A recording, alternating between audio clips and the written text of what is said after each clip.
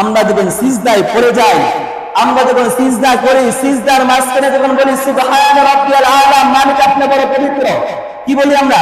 সিজদার মাঝে যখন বলি সুবহানা রাব্বিয়াল আলা, মালিক আপনি বড় পবিত্র, আপনি বড়ই পবিত্র, মালিক জবাব দিয়ে কি বলে জানেন?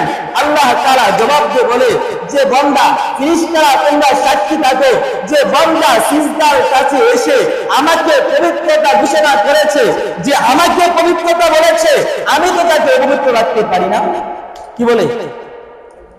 যে আমার গোলাম আমার সিজদায় পড়ে আমাকে পবিত্রতা বলেছে, কি বলেছে?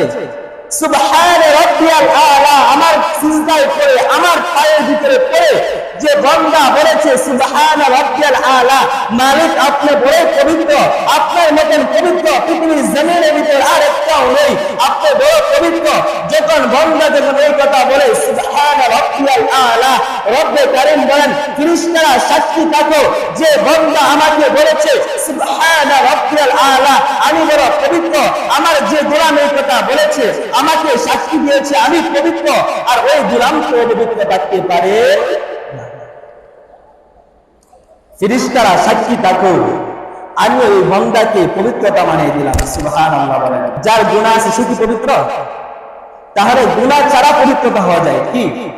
গুনাহ ছাড়া পবিত্রতা হয়ে যায় কি? যে আল্লাহ যে বলছে যে আমাকে বললো সুবহানা রাব্বিয়াল আলা, আমাকে পবিত্রতা ঘোষণা করলো সিজদার মাধ্যমে, যে বান্দা আমাকে পবিত্রতা বললো, ওই বান্দাকে তো আমি অপবিত্র রাখতে পারি না, ওই বান্দাকে আমি পবিত্র করে দিলাম, সব গুনাহ মাফ করে দিলাম। সুবহানাল্লাহ বলেন।